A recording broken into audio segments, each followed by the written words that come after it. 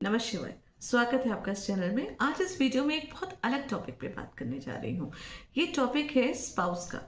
बहुत सारे आजकल मेरे पास क्वेरीज आ रहे हैं, तो लोग ये पूछते हैं कि मुझे स्पाउस कहाँ से आएगा, मेरी शादी कहाँ पे होगी, कौन से डायरेक्शन में होगी, किस तरीके से मैं अपने जीवन साथी से मिलूंगा या मिलूंगी। तो इस तरीके के क्वेश्चंस मोस्टली कई लोगों के दिमाग में होते हैं और वो जानना चाहते हैं।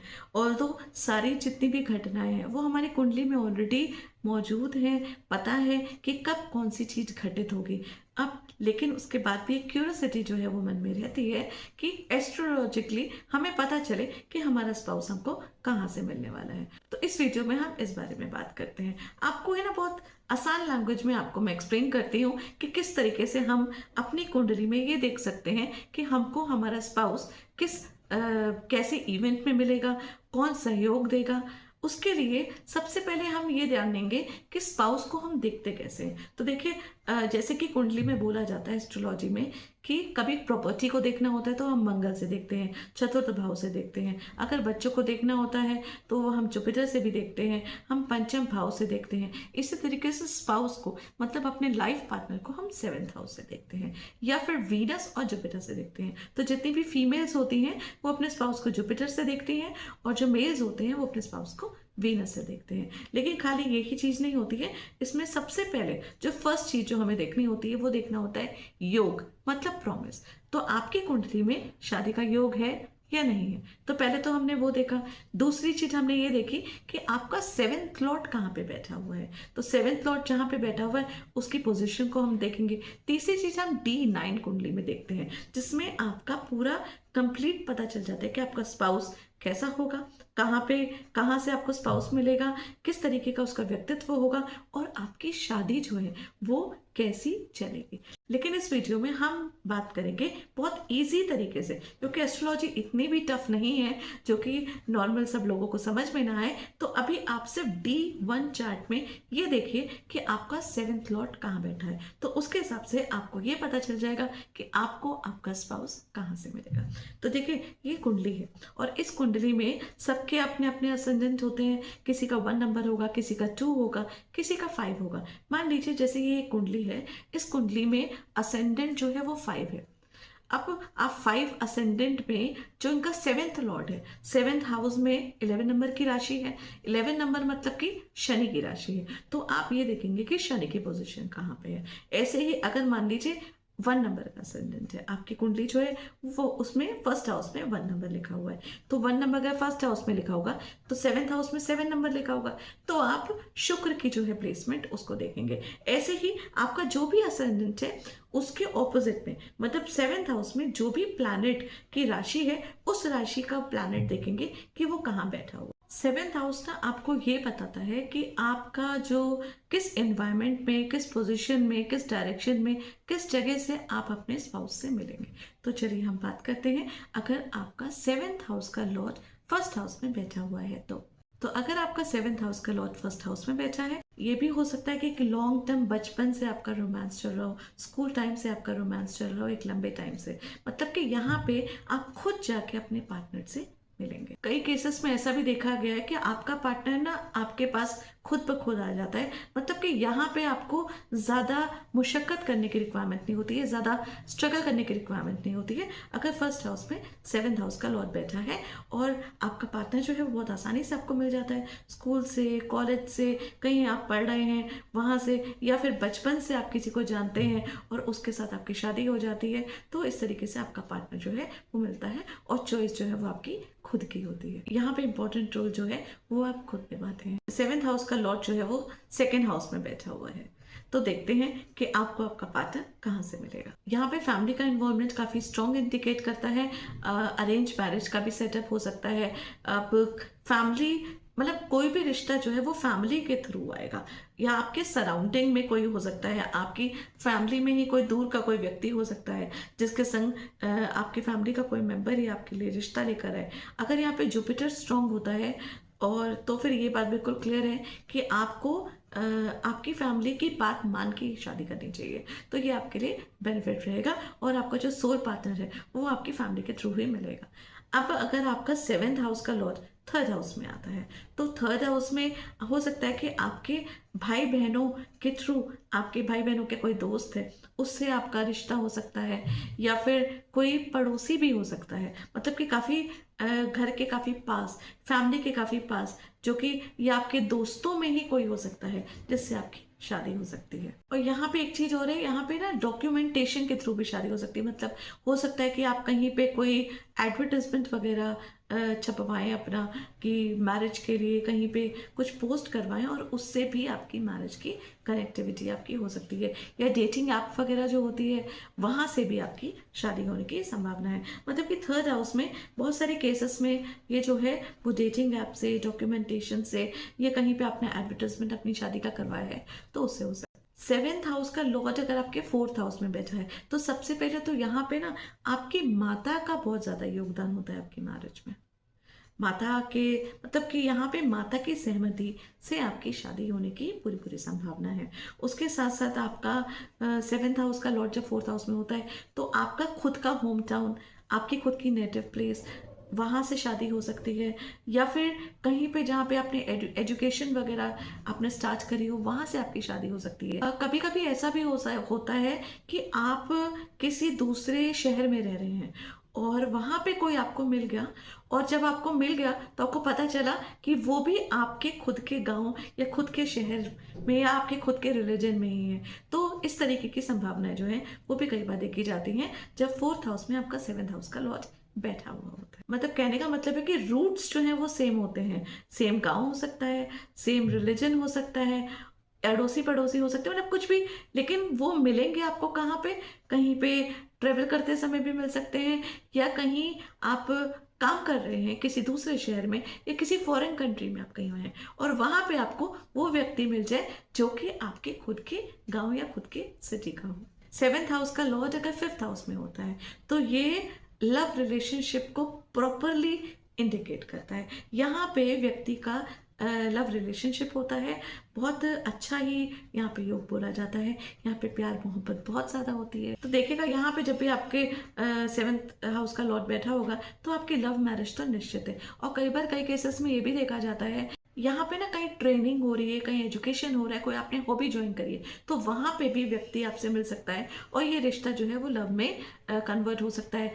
लेकिन साथ में कभी कभी ऐसा भी होता है कि अगर यहाँ पे राहु बैठा हो, शनि बैठा हो, तो सिचुएशन हो सकती है कि आपके लव मैरिज ना हो, लेकिन मैरिज के बाद वो इतना प्यार होता है इन लोगों के बीच में कि वो लव मैरिज की तरह ही लगता है, कि लोग कई बार कंफ्यूज भी होते हैं कि आपकी लव मैरिज हुई है क्या। क्योंकि यहाँ पे बैठ के जब सेवेंथ लॉर्ड का प्लैनेट यहाँ पे बैठेगा तो डेफिनेटली वो लव मैरिज करवाएगा, और अगर राहु और शनि होंगे तो मैरिज के बाद लव करवाएगा। ये वही लोग हैं जो कह सकते हैं आपकी पूरा जीवन जो है वो साथ में रोमांस के साथ रहते हैं। बहुत ही ब्यूटीफुल पोजीशन है यहाँ पे सेवेंथ लॉर्ड की।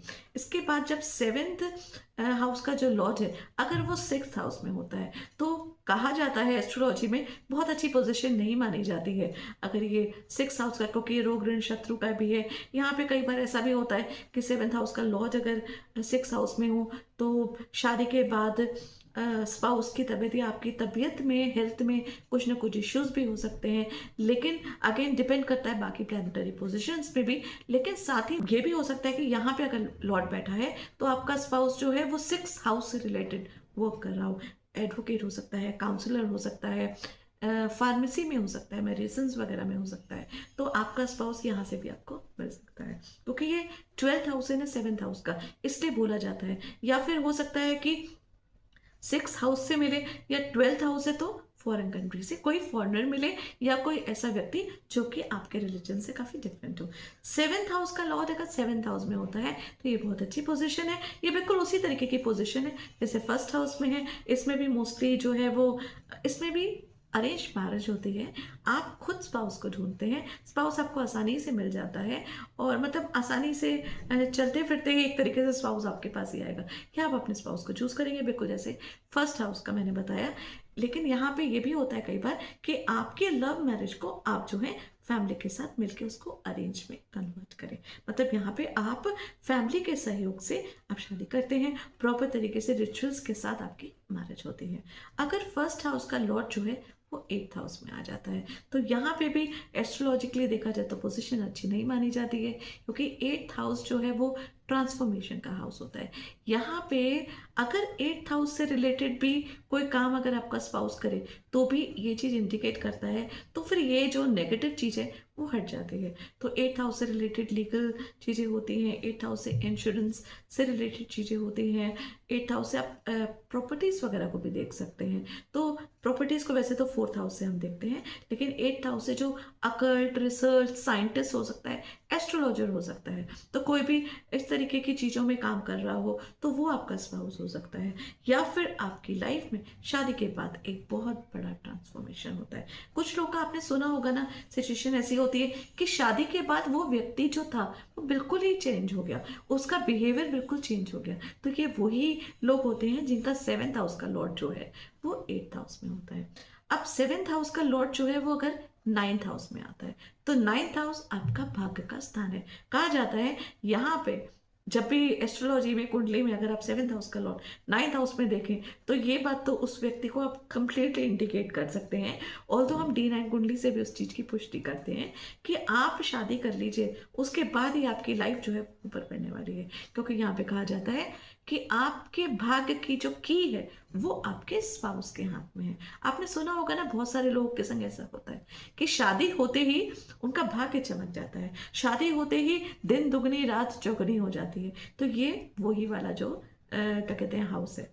और इसमें ना मोस्टली योगदान जो है ना वो पिता का होता है शादी में, मतलब फादर जो है वो हमेशा आगे खड़े होते हैं। या हो सकता है कि आप किसी धार्मिक स्थान में एक दूसरे से मिले, या और इसके साथ ये भी होता है या फिर शादी के बाद आप किसी धार्मिक स्थान में पहले जाएंगे, उसके बाद कहीं और जाएंगे, मतलब कहीं ना कहीं धर्म कर्म से जुड़ा हुआ ये हाउस होता है। और ये एक आपके भाग्य को चमकाने वाला होता है। ये बहुत अच्छी पोजीशन है आपके 7th लॉर्ड की यहाँ पे होने की। उसके बाद अगर 7th हाउस का लॉर्ड आपके 10th हाउस में आता है तो 10th हाउस आपका कर्म का स्थान है। यहाँ पे आपकी जो शादी होगी या आपका जो स्पाउस मिलेगा ना वो आपके कर्म स्थान में मिल सकता है। मतलब यहाँ जहाँ जहाँ पे आप जॉब कर रहे हैं, जहाँ पे आपका बिजनेस है, वहाँ पे या तो वो लोग मिल सकते हैं आप अपने स्पाउस से, या फिर आपके काम में जहाँ पे आप बैठे हुए हैं या आप अपने ऑफिस में बैठे हुए हैं और वहाँ पे ही कोई थर्ड पर्सन आके आपको आपके लिए कोई प्रपोजल लेकर आ सकता है। आपका कोई काम है, उस काम में कोई बाहर का व्यक्ति भी प्रपोजल लेकर आ सकता है, लेकिन कहीं ना कहीं आपके काम से जुड़ा हुआ होगा, तभी आपके स्पाउस की एंट्री होती है। दूसरी चीज यहाँ पे ये भी देखी गई है कि जब शादी हो जाती है ना ऐसे व्यक्ति की जिसका 7th हाउस का लॉर्ड 10th में बैठा होता है, उनका काम जो है शादी के बाद प्रमोशन, दिन दुगनी रात चौगनी, फाइनेंशियल गेन, ये सब बहुत ज़्यादा देखा, मतलब उनका काम और कारोबार जो है वो काफ़ी एक्सपैंड होता है जब 7th हाउस का जो लॉर्ड है वो 10th हाउस में बैठता है। ये भी बहुत अच्छी पोजीशन कही गई है। अब 7th हाउस का लॉर्ड अगर 11th हाउस में बैठता है, अब 11th हाउस होता है विश फुलफिलमेंट ऑफ डिजायर का, 11th हाउस होता है आपकी इच्छाओं को पूरी करने का। तो यहाँ पे ये समझ लीजिए कि जैसे ही आपका लॉर्ड इधर बैठता है तो डेफिनेट बात है आपकी शादी के बाद आपकी सारी इच्छाएं पूरी होंगी, आपका स्पाउस ही आपकी सारी इच्छाओं को पूरी करेगा। ये वो लोग हैं कि जैसे कहते हैं ना मन मुताबिक जिनकी शादी होती है उनकी सारी इच्छाएं जो है उनकी पूरी होती हैं, जो भी उनके मन में है। और यहाँ पे ना एक बड़ा समूह, बड़ी कम्युनिटी से जुड़ा हुआ आपका स्पाउस मिलता है। यहाँ पे ना कई बार ऐसा भी देखा गया है कि आपकी शादी ना आपके आपके खूब सारे फ्रेंड्स हैं, उन फ्रेंड सर्कल्स में जिनको आप काफ़ी लंबे टाइम से जानते हैं, उनमें से ही कोई व्यक्ति जो है वो आपको प्रपोज कर सकता है। क्योंकि प्रपोजल और लव मैरिज के भी सीन यहाँ पे देखे गए हैं, क्योंकि यहाँ पे ना 7th हाउस का लॉर्ड जब 11th हाउस में होता है, ये 7th से 5th है और 5th हाउस लव मैरिज का होता है। जैसे आपका 5th हाउस आपकी लव मैरिज, ऐसे ही 7th का 5th हाउस मतलब आपके स्पाउस की लव मैरिज। तो आपका स्पाउस आपके साथ लव मैरिज कर सकता है, आपको खुद आके प्रपोज कर सकता है, या इस तरीके से किसी कम्युनिटी या किसी बड़े ग्रुप में आप उनसे मिल सकते हैं, या आपके खुद के दोस्त वगैरह भी हो सकते हैं जिनको आप काफ़ी लंबे टाइम से जानते हैं। अब अगर आपका 7th हाउस का लॉर्ड 12th हाउस में बैठा हुआ, तो 12th हाउस फॉरेन कंट्री का होता है, 12th हाउस आइसोलेशन का भी होता है, 12th हाउस मेडिटेशन का भी होता है, एनजीओस का भी होता है। तो हो सकता है कि आपका जो स्पाउस है वो फॉरेन कंट्री से जुड़ा हुआ हो, फॉरेन कंट्री में आपको मिले। यहाँ पे मोस्ट प्रोबेबली यहाँ पे बहुत ज़्यादा ये चीज़ देखी गई है कि आपका स्पाउस आपके जो कल्चर है उनसे डिफरेंट होगा। अभी ये ज़रूरी नहीं है कि फॉरेन कंट्री में भी हो, आप दूसरी स्टेट से भी शादी हो सकती है आपकी, मतलब ओवरऑल जहाँ का खाना पीना हर चीज़ जो है वो आपसे डिफरेंट होगी। तो ये चीज़ भी देखी गई है अगर 12th हाउस से जुड़ा हुआ हो। तो फॉरेन कंट्री तो हम कहते ही हैं कि उनका रिलीजन, उनकी सारी चीज़ें जो हैं वो हमसे डिफरेंट है, लेकिन हमारी खुद की स्टेट में, हमारी खुद की इंडिया में भी, अगर आप इंडिया में रहते हैं तो उसमें भी बहुत सारी ऐसी जगह हैं जहाँ के खान पीन, जहाँ की लैंग्वेज आपसे, आपकी और बाकी लोगों की डिफरेंट है। तो आपकी शादी ऐसी भी जगह हो सकती है। यहाँ पे मोस्टली आपके खुद के कल्चर में आपके मैरिजेस जो है वो नहीं होती हैं, या होती हैं तो वो ज़्यादा सक्सेसफुल नहीं होती। या फिर आपका स्पाउस जो है वो 12th हाउस से रिलेटेड कोई काम कर रहा हो, इम्पोर्ट एक्सपोर्ट का काम कर रहा हो, या ये हो सकता है कि कोई लॉन्ग ट्रेवल, फॉरेन ट्रेवल में आप कहीं पे गए हो और वहाँ पे आपको आपका स्पाउस मिल जाए, ये भी एक संभावना है। आपका स्पाउस मेडिटेशन, एनजीओ, इन सब चीज़ों से जुड़ा हुआ हो, तो ओवरऑल अगर देखा जाए तो 7th हाउस का लॉर्ड जो है वो काफ़ी हद तक आपको बता देता है कि आपके स्पाउस जो है वो आपको कहाँ से मिलेंगे। अब आप लोग अपनी कुंडली में ज़रूर देखिएगा कि आपके 7th हाउस का लॉर्ड वो जो है वो कहाँ पे बैठा हुआ है, तो फिर ज़्यादा सोचने की और ज़्यादा परेशान होने की रिक्वायरमेंट ही नहीं है, क्योंकि शादी तो उसी हिसाब से होगी ना जहाँ पे आपका 7th हाउस का लॉर्ड बैठेगा। और इसको और ज़्यादा क्लियर, मतलब और ज़्यादा कंफर्मेशन जो है वो D9 चार्ट को जब हम देखते हैं उससे पता चलता है। और फिर क्वेश्चन ये भी होता है कि शादी कब होगी, ये तो सब लोग बता ही देते हैं कि शादी होगी नहीं होगी, कहाँ पे स्पाउस होगा। तो शादी तो इवेंट जो है वो सिर्फ तभी हो सकता है जब उस समय आपके उस पर्टिकुलर 7th हाउस के ऊपर से कहीं ना कहीं जुपिटर का गोचर होगा और जुपिटर की दृष्टि पड़ेगी, या 7th लॉर्ड जो है उसका कनेक्शन या उसकी दशांतर दशा आएगी। तो वो तो आपकी खुद की कुंडली जो है उसको देख के ही उसके इवेंट का जो टाइम है वो हम कैलकुलेट कर सकते हैं। अब इसके साथ साथ एक चीज और आप लोग को बताती हूँ, 7th हाउस में कोई ना कोई प्लैनेट भी हो सकता है बैठा हुआ। कई लोगों का 7th हाउस में कोई प्लैनेट नहीं बैठा होगा, लेकिन अगर 7th हाउस में आपका जो प्लैनेट बैठा है उसका भी बहुत रोल होता है इस आपकी शादी में। जैसे कि अगर 7th हाउस में सन बैठा हुआ हो, तो सन जो है वो अथॉरिटी, बॉसी एटीट्यूड, ये सब चीज़ें दिखाता है। तो कहीं किसी प्रोजेक्ट के थ्रू, कोई मीटिंग के थ्रू भी आप अपने स्पाउस से मिल सकते हैं। अगर चंद्रमा बैठा होगा तो कहीं ना कहीं इमोशनली एनवायरनमेंट से जुड़ा हुआ हो सकता है। यहाँ पे आपकी क्रिएटिविटी भी जुड़ी हुई हो सकती है, आपकी हॉबी जुड़ी हुई हो सकती है, खाना बनाना, कुछ काम करना है, किसी भी चीज़ से आपका जो है वो जुड़ाव जो है वो अपने स्पाउस से हो सकता है। मंगल बैठा हुआ होगा तो हो सकता है स्पोर्ट्स वगैरह में आप कहीं जिम में अपने स्पाउस से मिले, या फिर वहां से कहीं ना कहीं कनेक्शन जो है वो आपको मिल सकता है। स्पोर्ट्स हो गया, जिम हो गया, या फिर यहाँ पे स्ट्रॉन्ग फिजिकल अट्रैक्शन भी बताता है आपके स्पाउस का। जैसे कि सूर्य जब बैठा होगा तो आपके स्पाउस का एक बॉसी अथॉरिटी वाला एटीट्यूड बताता है। चंद्रमा बैठा होगा तो आपका स्पाउस एक्स्ट्रा इमोशनल और क्रिएटिविटी से भरा हुआ बताता है। अगर आपका यहाँ पे मंगल बैठा होगा तो फिजिकल जो है वो फिजिकली फिट, स्पोर्ट्स में, इन सब चीजों में, या जिम से जुड़ा हुआ ये बताता है। ऐसे ही अगर मरकरी बैठा हुआ होगा तो किसी लर्निंग एनवायरनमेंट से जुड़ा हुआ हो सकता है, किसी हॉबी से भी जुड़ा हुआ हो सकता है। कोई कोर्स वगैरह आप कर रहे हैं, कोई कोर्स स्टार्ट करने लगे हैं, तो वहां पे भी आपका स्पाउस जो है वो जुड़ा हुआ हो सकता है। और साथ में ये भी बोला जाता है कि अगर मरकरी यहाँ पे 7th हाउस में बैठा हुआ है, ऐसे लोगों की कई बार बोला जाता है कि 2 शादियां भी होती हैं। ये भी कई बार कई कुंडली में देखा गया है, लेकिन इसकी पुष्टि D9 चार्ट में भी देखी जाती है और बाकी प्लैनेटरी पोजीशंस के हिसाब से भी देखी जाती है। और क्योंकि यहाँ पे मरकरी एक बच्चा है तो बचपना जो है वो आपके स्पाउस में होगा, या आपके स्पाउस जो है वो देखने में आपसे एज में थोड़े से कम या छोटे लग सकते हैं। इसके बाद जुपिटर अगर यहाँ पे बैठा हुआ होता है तो आपका जो स्पाउस है वो किसी नॉलेज से रिलेटेड, कहीं प्रोफेसर, स्कूल कॉलेज एजुकेशन से रिलेटेड कोई मिल सकता है आपको, और वो अथॉरिटी वाला होता है, जो बहुत ज्ञानी हो सकता है, कोई किसी धर्म स्थान से आपको मिल सकता है।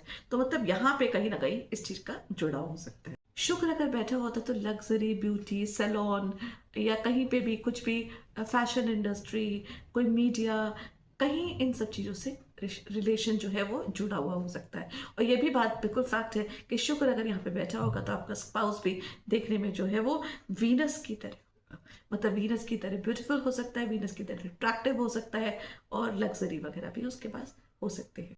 शनि जब यहाँ पे बैठा हुआ होता है तो मोस्टली है ना, बोला जाता है कि शादी में थोड़ा सा डिले होगा, थोड़ा सा लेट होगा, क्योंकि शनि जो है हर चीज को शनि शनि के हिसाब से करवाता है।